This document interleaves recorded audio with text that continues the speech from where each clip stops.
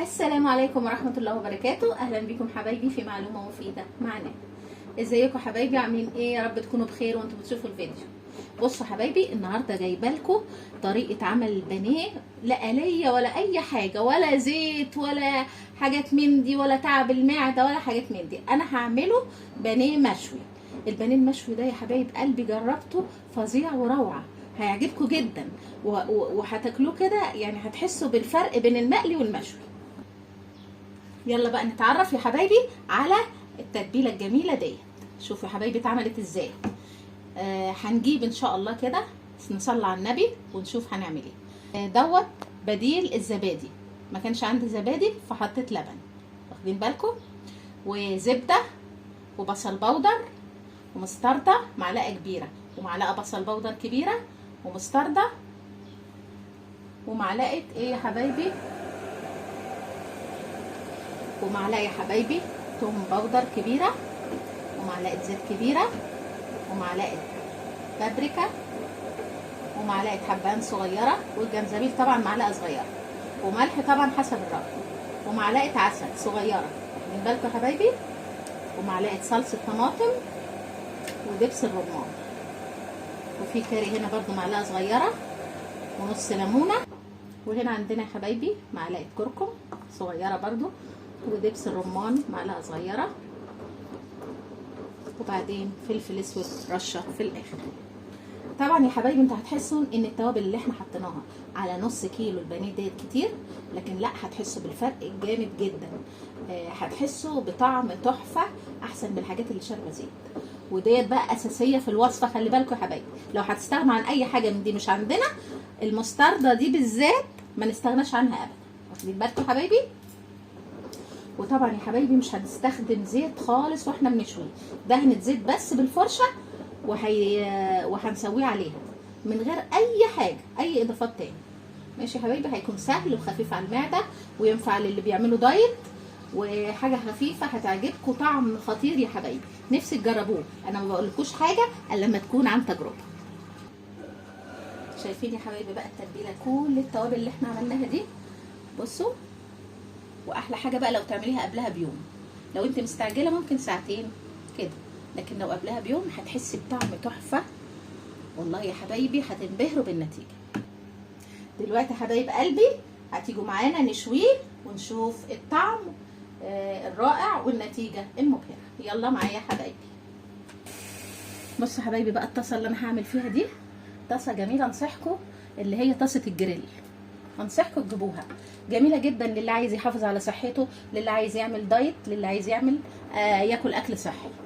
بنحط هنا اللحوم، لو عندك في لحوم او فراخ او اسماك، نحط جنبها الرز، نحط الخضار، وبعدين تغطي عليها يا حبايبي. يعني احنا لما نعمل الفراخ دلوقتي هنشويها، مش هنغطي عليها، او ممكن تغطي عشان تطرى، لكن لو هتعملي الخضار تروحي مغطيه عليه كله، وتحطي له شوربه او ميه بسيطه، كله هيستوي في بعضه كده، وكل حاجه هتبقى في ركن لوحدها، وهتاكلي احلى خضار، احلى لحمه، احلى فراخ. واخدين بالكم يا حبايبي؟ دي صحيه جدا اللي عايز ياكل اكل صحي زي كده. يلا بقى نشوي الايه، البانيه. اول حاجه يا حبايبي هنفتح البوتاجاز على درجه حراره عاليه، واخدين بالكم يا حبايبي، عشان لما نحط البانيه ياخد صدمه وما ينزلش ميته. نفتح بس، لما تسخن قوي بقى هنبدا نحط الايه، البانيه. لكن قبل ما نبتدي يا حبايبي بقى، دهنه صغيره زيت بس، هم دول اللي احنا هنستخدمهم عشان نشوي البانيه. بس كده، دهين خفيف كده بالفرشه، ونبدا ايه، نشوي. بصوا يا حبايبي بقى، احنا هنعمل كده البانيه، بالكم نصفيه شويه، وبسم الله الرحمن الرحيم، بسم الله نحط كده، بسم الله يا حبايبي. ندي برضه دي كمان، وبعدين نحطها، بسم الله الرحمن الرحيم. اكل صحي وجميل جدا، واخدين بالكم يا حبايبي. يا ريت عشان الامراض المنتشره والحاجات دي ناكل ولادنا حاجات ما فيهاش زيوت، كل الحاجات دي نقدر نستغنى عنها، المضره كلها ما نعملهاش. بصوا بقى التوابل دي مخليه الريحه تحفه، يعني لو الريحه بتوصل كنت اخليكم تشموه. بصوا يا حبايبي، بصوا الجمال. بس كده اهو بقى، ونشوف هنعمل ايه. الريحه جميله والخلطه روعه، ولا بانيه مثلا يشرب زيت مننا، ولا بانيه يشيل الخلطه وتقع منه، ولا اي حاجه.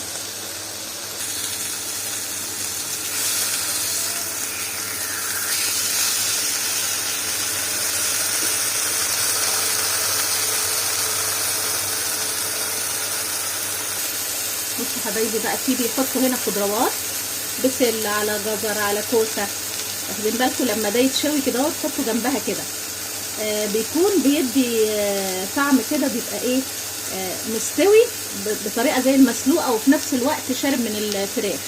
بيبقى طعمه جميل وصحي جدا، يعني ممكن تجربوه.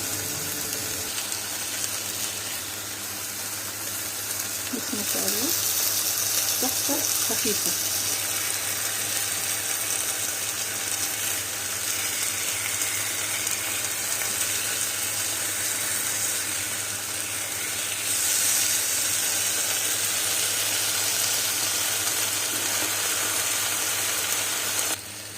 بصوا الصدمه ما نزلتش الميه ازاي يا حبايبي، عشان لو ما نزل الميه لما ما تنزلش بتخلي البانيه طري كده وجوسي وجميل. ممكن نعمل معاه بقى ايه،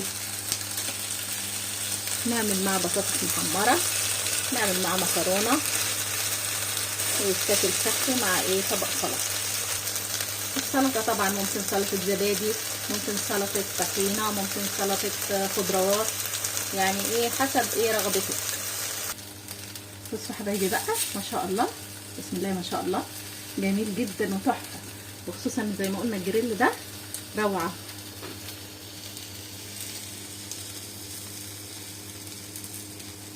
نشوفها كده، ما شاء الله، طريه وجميله جدا جدا،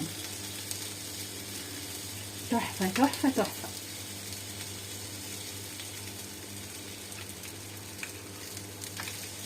التوابل باينه فيها، جميله جميله يا حبايبي قوي. بصوا، وتحس ان جوسي كده، وفيها ايه، فيها من جوه كده سوائل كده، روعه روعه بصراحه. يعني لو ادوس عليها كده هتشوفوها.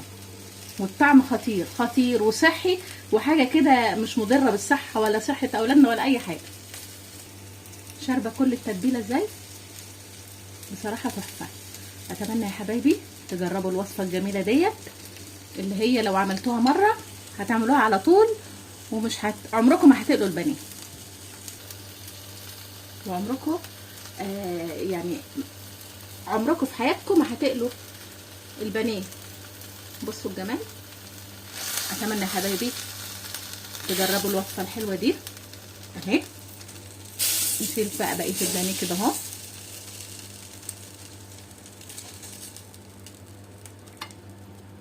بانيه مشوي. وبكده حبايب قلبي انتهت وصفتنا، احلى وصفه بتتبيله سريه مختلفه وصحيه. اتمنى تجربوها، والسلام عليكم ورحمه الله وبركاته.